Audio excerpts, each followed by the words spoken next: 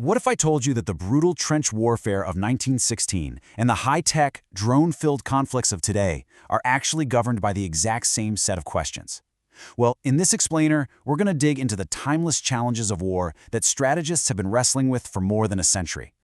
So, take a look at these three things. You've got a fortress city from World War I, a modern surveillance drone, and a gigantic supertanker that basically powers our entire global economy.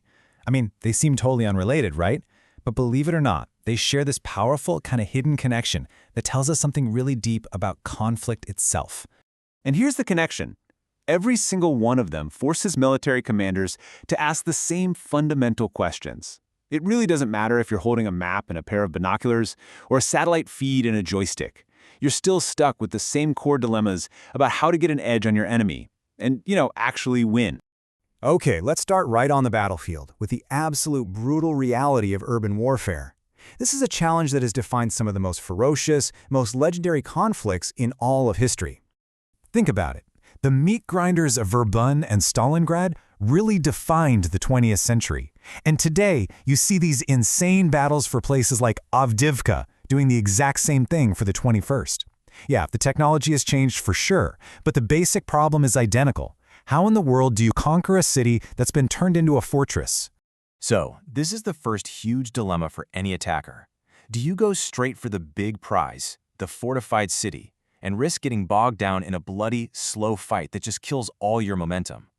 Or do you try to nibble around the edges, taking these smaller villages, hoping to starve the city out, but also giving it precious time to dig in and prepare for you? And then you have to deal with Mother Nature. In both world wars, the mud in the freezing winter were just as deadly as any enemy soldier. An army that's stuck out in the open fields is completely vulnerable. The soldiers are exposed, the equipment breaks down, but a city? A city offers solid ground, basements for shelter, and a critical defense against the elements themselves. Now, for the defenders, the city itself becomes their greatest weapon. Every single building is a potential machine gun nest. Every sewer tunnel is a secret supply route. The city becomes this three-dimensional battlefield where they can move troops and even heavy weapons completely undercover, turning the whole urban landscape into a death trap. And this is where the 21st century really flips the script. Out in the open countryside today, there is absolutely nowhere to hide from drones and satellites. But a city's concrete canyons, its buildings, its underground tunnels, all of that creates a massive blind spot. It can effectively neutralize the attacker's biggest advantage, their eye in the sky. It just levels the playing field. So the takeaway here is pretty clear, right? Cities are so much more than just dots on a map. They are major strategic assets. They give you shelter, they blind enemy tech, and they provide this built-in defensive network. And that is exactly why, time and time again, the bloodiest and most decisive battles are fought over them. All right, let's zoom out a bit. We're going to move from the tactical battlefield to the operational level and talk about strategic geography. Specifically, we're looking at the incredible importance of choke points, those narrow passages that control global trade and military movements. Just look at the Suez Canal back in 1956. As you can see from this timeline, the second Egypt took control of this vital waterway, it triggered an immediate invasion by three major world powers. The entire crisis went from 0 to 100 in just a matter of months, which proves that when you threaten a global choke point, the world reacts, and it reacts fast. That bit of history brings us to a really urgent modern question.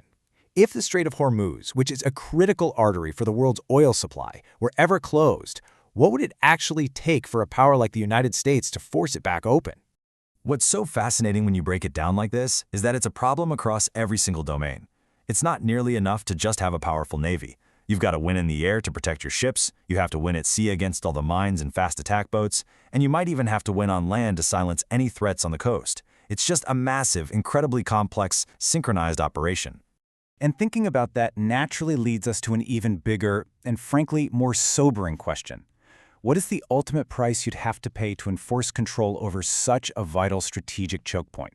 I mean, if a conflict over the strait were to really escalate, would a campaign fought only from the air and the sea actually be enough?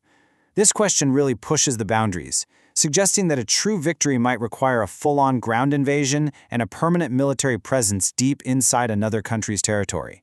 That is a monumental undertaking.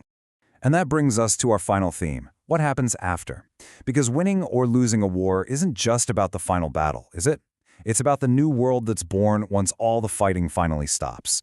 So let's just play this out for a second. Imagine a global power tries to force open a choke point and fails. The consequences would be absolutely huge. Allies who depend on that power for their own security would immediately start looking for new friends. Rivals would be emboldened. It wouldn't just be a military defeat, it would be a political earthquake that reshapes the globe. And let's look at the flip side. What happens if an adversary actually achieves their goal? If one single nation gained total control over a choke point like the Strait of Hormuz, they could essentially hold the entire global economy hostage. They'd have immense power over their rivals and even their allies. And as you can see here, the fallout would be everywhere. The price you pay for gas could skyrocket overnight. Alliances that have stood for decades could just shatter. The entire system of global security, which is built on the idea of freedom of the seas, would be thrown into question. It would be a true paradigm shift. And so here we are, full circle. From the mud of Verdun to the satellites watching over the Persian Gulf, the weapons always change, but the fundamental questions of warfare, they seem to stay exactly the same. Which kind of begs one last thought. Are we just getting better at finding new, more destructive ways to ask the same old questions?